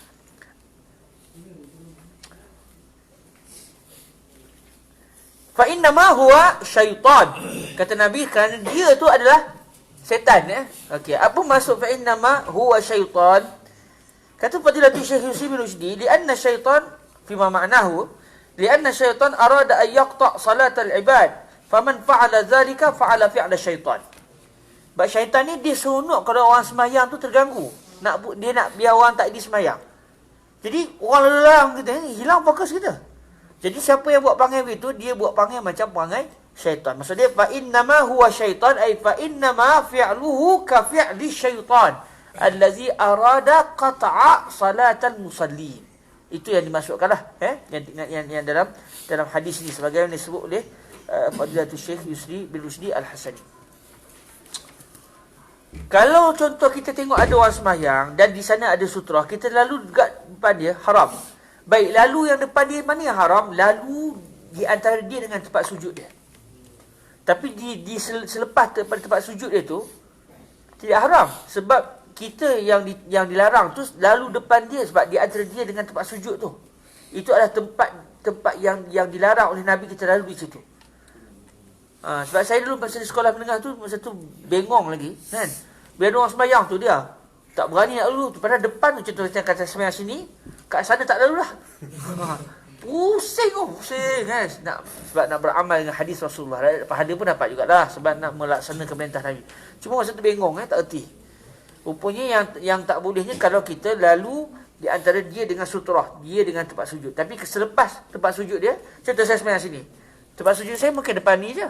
Jadi kalau sebab lalu selepas dari situ tak ada masalah. Okey.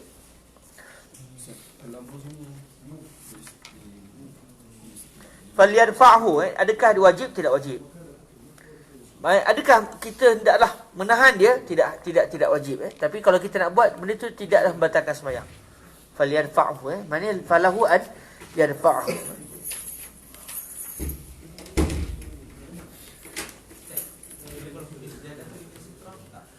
Macam mana?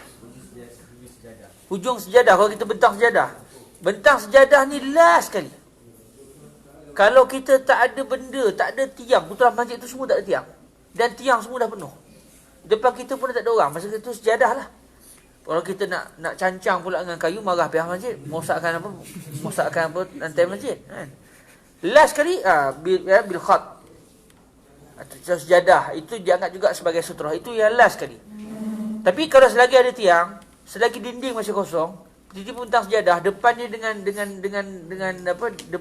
di sebelah selepas sejadah tu masih banyak ruang kosong, maka tak diiktibar sebagai sutrah. Okey?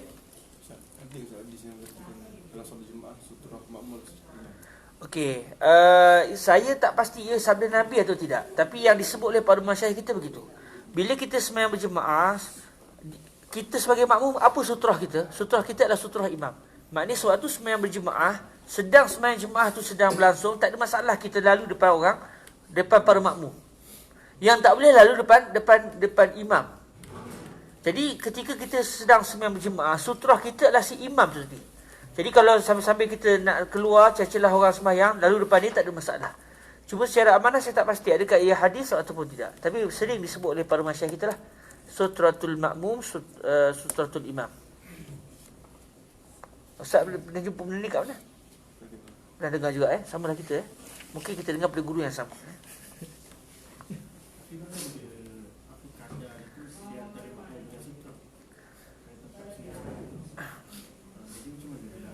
Untuk masalah sembahyang Jumaat tadi ke? Kenapa sutratul makmum ketika itu adalah sutratul imam? Yalah, kalau kita nak fikir secara logik je pun, sebab masa tengah sembahyang macam-macam boleh berlaku. Orang ni sakit perut, dia nak keluar macam mana? Dia nak keluar boleh tahan. Ketika tu dorang lebih besar. Boleh berlaku pergaduhan, peperangan. Dia boleh merosakkan masjid kan. Kalau boleh celah-celah lagi baguslah kan. Kalau dia nak lalu celah-celah pun tak masalah juga. Tapi kalau dia nak lalu depan pun tak masalah. Sebab lalu celah-celah ni, saya sendiri pengalaman pun, dia dah tersekat juga. Orang nak sini dulu, orang nak sini dulu, lepas tu elok celah-celah, tiba-tiba sini orang pula nak ke tepi pula. Dia memakan masa. Dan kadang ketika itu kadang-kadang si makmum sudah terdesak. Okey.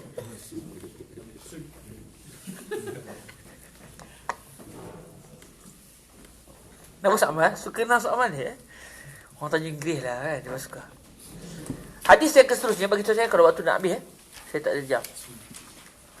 Wa anhu bihi an Hudzaifah radhiyallahu anhu qala Rasulullah sallallahu alaihi wa alihi wasallam fitnatur rajuli fi ahlihi wa malihi wa waladihi wa jarihi tukaffiruha as-salatu was-shaum was-sadaqatu wal-amru wan-nahyu. Nabi SAW menyatakan fitnah yang berlaku kepada orang lelaki adalah pada ahli keluarga dia, pada anak-anak dia, pada jiran dia. Apa maksud fitnah di sini? Fitnah kalau ikut dari segi bahasa ni ibtila' lah. Fitnah dari segi bahasa adalah al-ibtila'. Cuma fitnah yang dimasukkan di sini adalah sebarang benda yang menyebabkan kita lalai daripada Allah Azza wa Jalla. Kullu syai'in yashghaluna 'anillah yusamma fitnatan. Semua benda yang menyebabkan kita jadi lalai daripada Allah SWT dinamakan sebagai fitnah. Jadi di sini sebut Fitnah bagi orang lelaki adalah ahli keluarga dia, isteri dia. Kalau isteri dia melalaikan dia lah. Yang pergi sembahyang, abang yang mana bang? Masjid. Alah abang ni masjid je. Alah, yalah. Aduh. Ketika tu dia melalaikan. Jadi isteri ketika tu dia melalaikan. Tapi kalau isteri, abang tak pergi masjid ke bang? Asyik rumah ni pun dah pergi masjid. Isteri ketika tu memberikan semangat. Dia bukan jadi fitnah lah. Dia menjadi mujahidah ketika tu. Jadi begitu juga fitnah bagi orang perempuan lah suami dia. Bukanlah maksud dia, sikit-sikit orang perempuan je kena. Sama juga fitnah orang perempuan, suami dia. Dia nak sembahyang. Kalau sembahyang sunat ke, tak apalah. Kalau sembahyang wajib ke apa kan. Kalau sembahyang wajib tak boleh tanya halam. Tapi kalau sembahyang sunat, semua tu dia ada beberapa keadaan ketaatan ni pada suami dia lah. Kerana suami dia menyebabkan dia jauh dari Allah Ta'ala. Jadi kita naklah pastikan pasangan kita tu tidak menjauhkan kita dengan Allah Ta'ala. Sebab tu halawatul iman itu adalah ayyakuna Allah rasuluhu ahabba ilaihi mimma siwahuma wa ayyakuna wa ayyuhibbal mar'a la yuhibbuhu illa lillahi li ajlillahi azza wa jalla. La li ajli ghair. Unshidukum anni uhibbukum jami'an lillahi azza wa jalla. Fitnatul rajul fi ahlihi wa malihi wa waladihi wa jarihi. Jiran. Kadang jiran pun menjadi penyebab kepada seseorang itu jadi lalai daripada melaksanakan apa yang diinginkan oleh Allah SWT. Okey, apa kafarah dia? Maknanya kadang-kadang kecuaian dia itu, apa yang menyebabkan dia boleh dilupuskan kesilapan dia? Tukaffiruha as-salatu was-sawm was-sadaqah wal amru wan nahyu. Jadi sembahyang, puasa sunat, contoh puasa sunat, sembahyang sunat, sedekah sunat, al-amru bil ma'ruf wan nahyu 'anil munkar. Benda-benda sunat ini akan menyebabkan Allah boleh menghapuskan dosa-dosa kecil dilakukan oleh seseorang.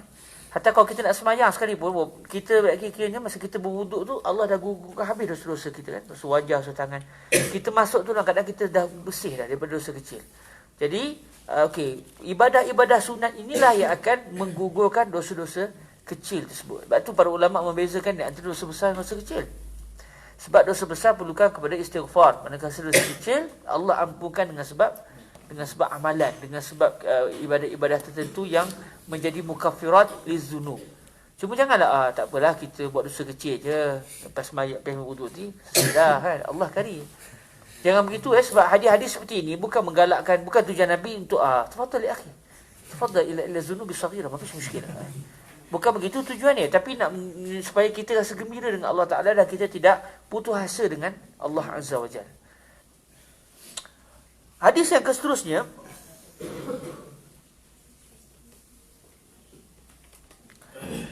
عن أبي هريرة رضي الله عنه أن رسول الله صلى الله عليه وآله وسلم قال يتعاقبون فيكم ملائكة بالليل وملائكة بالنهار ويجتمعون في صلاة الفجر وصلاة العصر ثم يعرج الذين باتوا فيكم فيسألهم ربهم وهو أعلم بهم كيف تركتم عبادي فيقولون تركناهم وهم يصلون وأتيناهم وهم يصلون. Dari segi bahasanya di sini ada sedikit perbahasan bahasa, sebab kalau yang biasa kita belajar jumlah fi'liyah, dia jumlah fi'il itu dia tidak jadi jamak. Ja'at tullabu, kita tak sebut ja'ut tullabu. Okey, yadribu an-nasu, kita tak sebut yadribunan nasu. Di sini Nabi menggunakan satu bahasa yang jarang kita dengar, iaitu jumlahnya jumlah fi'liyah, tetapi fi'il itu dia bagi Nabi mendatangkan berdasarkan jumlah fa'il dia. Bila malaikat itu jamak, Nabi datangkan yata'aqabuna. Biasanya kita akan sebut yata'aqabu fikum malaikatun. Jadi di sini adalah salah satu bahasa Arab yang digunakan, lahjahnya fasih sebab Nabi guna. Cuma biasanya kita bila kita buat jumlah apa semua, kita tak akan buat begini. Itu yang kita belajar je lah. Kebanyakannya orang sebut bila jumlah fi'liyah itu, kita hanya meraihkan sama ada dia muzakkar atau muannas. Okey, muzakkar atau muannas, tapi dari segi bilangan semuanya dalam bentuk mufrad. Ja'at tullabu, ya'ti tullabu. Tak sebut pun ya'tu nat tullabu. Tapi kalau kita sebut ya'tu nat tullab, betul berdasarkan bahasa ini. akalunil baraghisu. Dalam sebagian kita sebut ini adalah bahasa akaluni al-baraghisu. Maksudnya akalani al-baraghisu.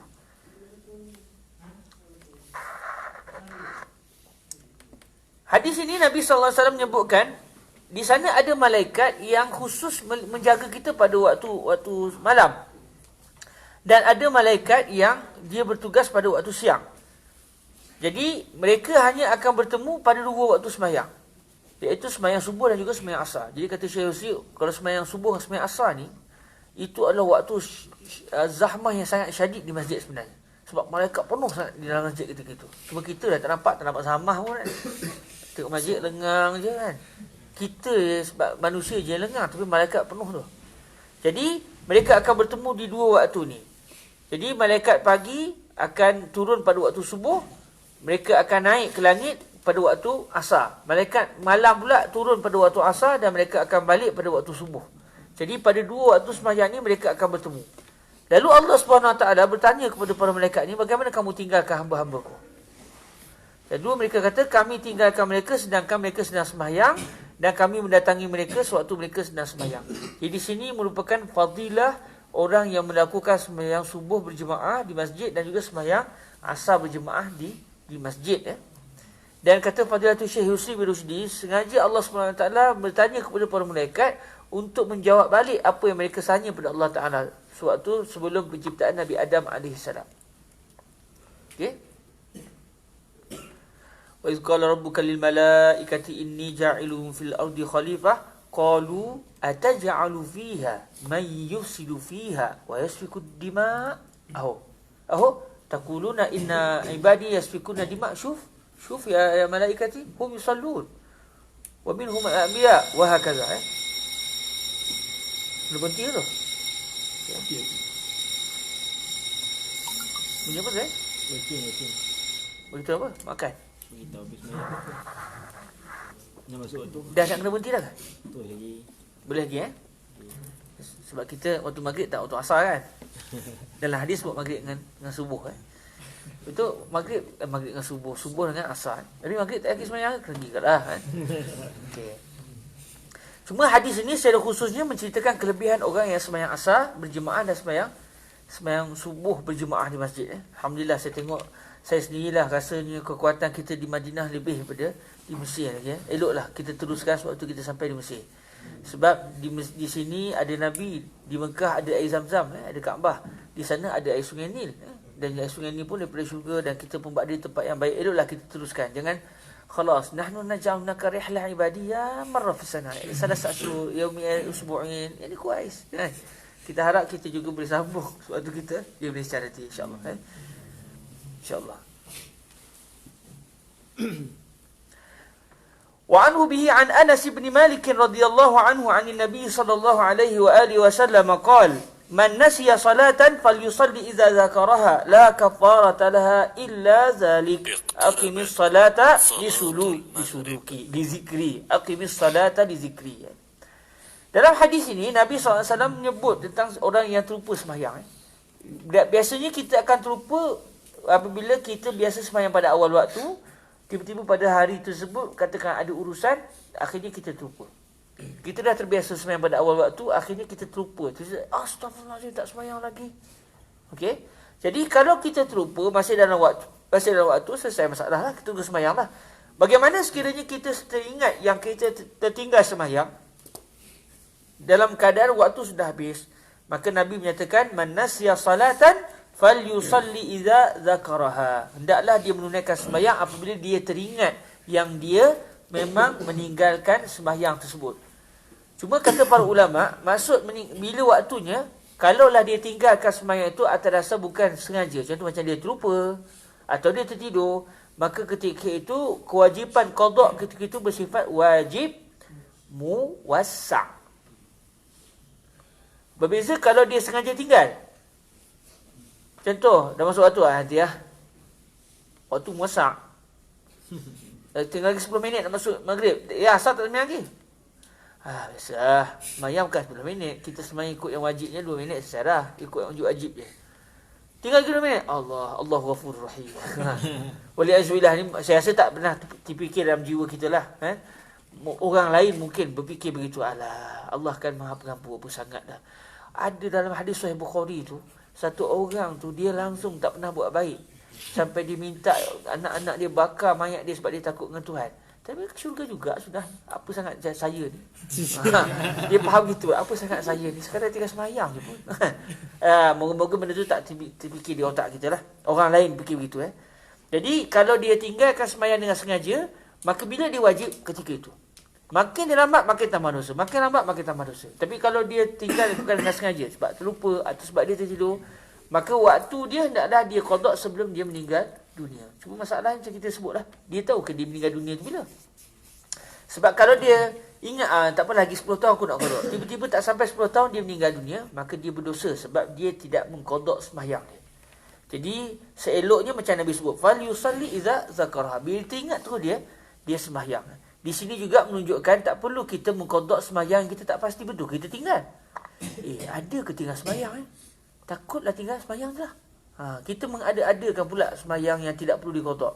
Jadi kewajipan mengqada ni memang sekiranya kalau kita pasti kita tinggal sembahyang. Tapi kalau kita ada ke sembahyang saya tinggal? Kalau ada nanya ni, tak pula sembahyang lebih kurang 20-30 rakaat, 30 waktu. Kod-kod ada, dia tak risau kod-kod sebab Allah hanya mempertanggungjawabkan kita berdasarkan apa yang kita zon, apa yang kita yakini saja. Lepas tu kalau orang sembahyang dia ingat dia ada wuduk, rupanya dia dah terbatal.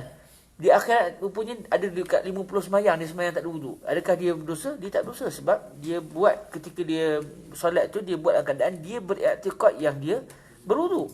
Jadi Allah atas karamullah azza wajalla hanya menghukum kita berdasarkan iktikad kita.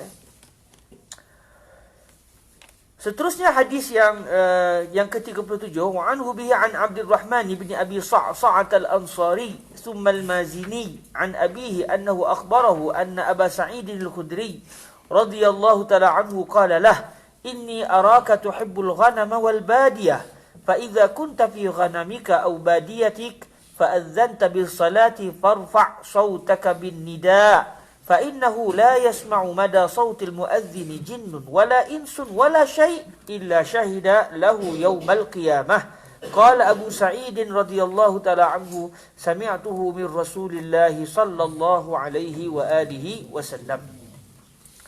Hadis ini Sayyidina Abu Sa'id Al-Khudri radhiyallahu ta'ala anhu melihat sahabat beliau iaitu Abu Sa'sa'ah Al-Ansari. Dia tengok Abu Sa'sa'ah Al-Ansari ini gemar untuk menyendiri. Dia tak minat berkawan-kawan dengan orang. Dia tak minat duduk ramai-ramai dengan orang. Dia suka menyendiri. Dia punya kerehatan jiwa dia kalau dia berseorangan dengan kambing dia.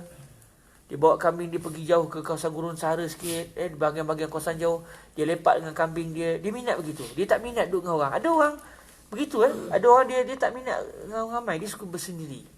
Ada orang dia tak boleh sendiri. Dia sendiri jadi gila pada dia. Dia kena ada orang bersama dengan dia.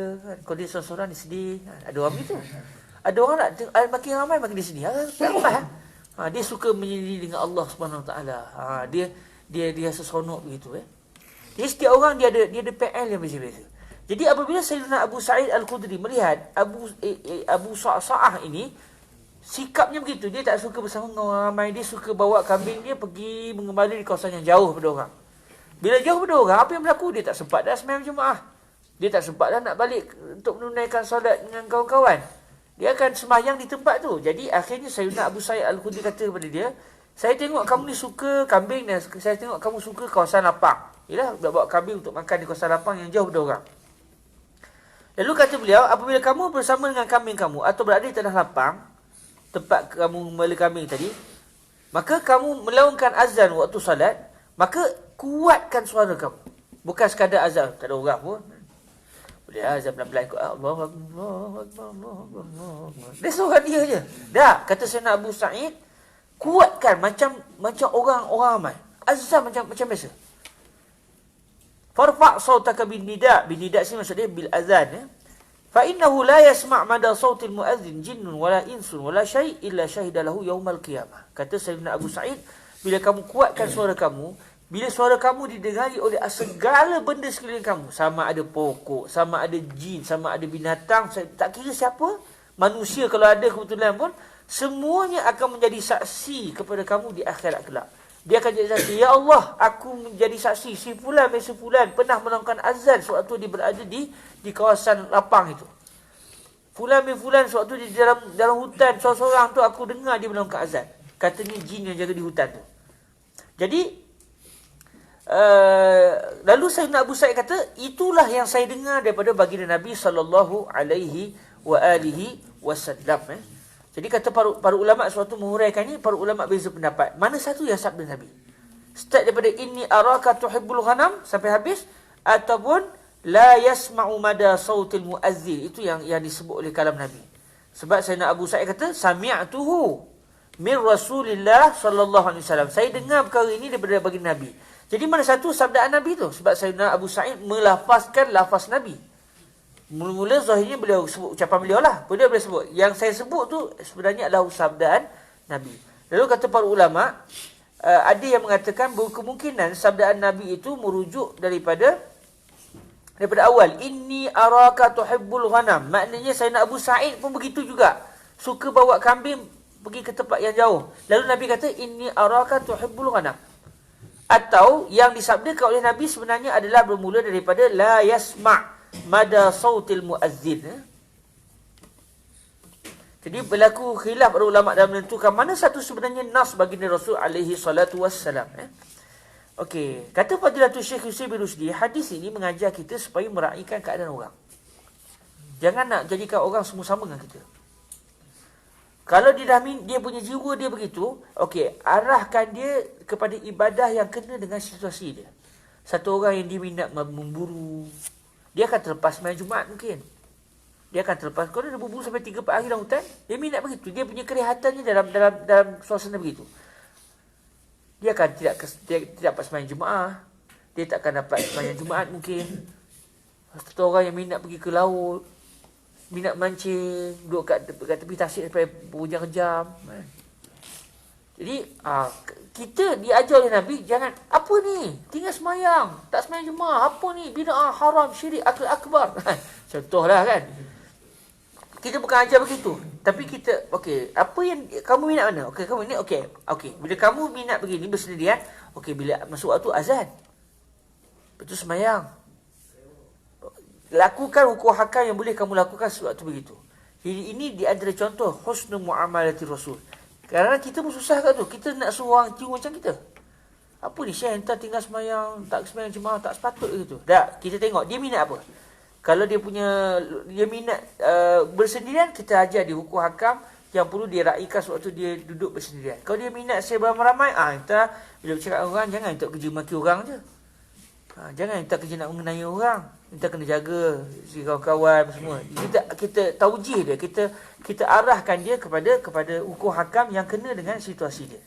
Sebab setiap orang ni dia ada jiwa yang tersendiri. Dan kita tak dipertanggungjawabkan untuk ubah jiwa orang. Selagi mana dia punya tindakan itu tidak bercanggah dengan syarak, maka tak ada masalah untuk dia meneruskan dia punya aktiviti dan juga dia punya kegembiraan yang dia miliki itu. Mazal waktu baqiyah wala khalas intah. Okey. Kalau gitu kita berhenti sini dulu sebab kita nak masuk waktu. Kalau itu kita berhenti sekali dulu, insya-Allah malam ni kita sambung balik pada pukul 9.30 begitu insya-Allah. Kita tunggulah sampai bayar-bayar tu selesai makan. Abang-abang daripada Bangladesh tu kan. Kadang-kadang dia orang lambat makan tu, macam mana lambat dia orang. Itulah kita pun boleh relax sikit. Lepas tu kita berhenti sampai waktu yang Allah inginkan insya-Allah. Okey, kita berhenti setakat dahulu. Semoga diberkati Allah Azza wa Jalla. Terima kasih. Kita tangguhkan dengan kita berselawat ke atas junjungan mulia Nabi sallallahu alaihi wa alihi wasallam. Allahumma salli afdala salatin ala as'adi makhluqatika sayyidina Muhammadin wa ala alihi wa sahbihi ماتك ومداد كلماتك كلما ذكرك الذاكرون وغفل عن ذكره الغافلون اللهم صل أفضل صلاة على أسعد مخلوقاتك سيدنا وعلى آله وصحبه وسلم عدد معلوماتك ومداد كلماتك كلما ذكرك الذاكرون وغفل عن ذكره الغافلون. اللهم صل أفضل صلاة على سعد مخلوقاتك سيدنا محمد وعلى آله وصحبه وسلم عدد معلوماتك ومداد كلماتك كلما ذكرك الذاكرون وغفل عن ذكره الغافلون. اللهم صل وسلم وزد وبارك عليه وعلى آله. سبحانك اللهم وبحمدك أشهد أن لا إله إلا أنت أستغفرك وأتوب إليك. بسم الله الرحمن الرحيم. والعصر إن الإنسان لفي خسر إلا الذين آمنوا وعملوا الصالحات وتواصوا بالحق وتواصوا بالصبر. والسلام عليكم ورحمة الله وبركاته.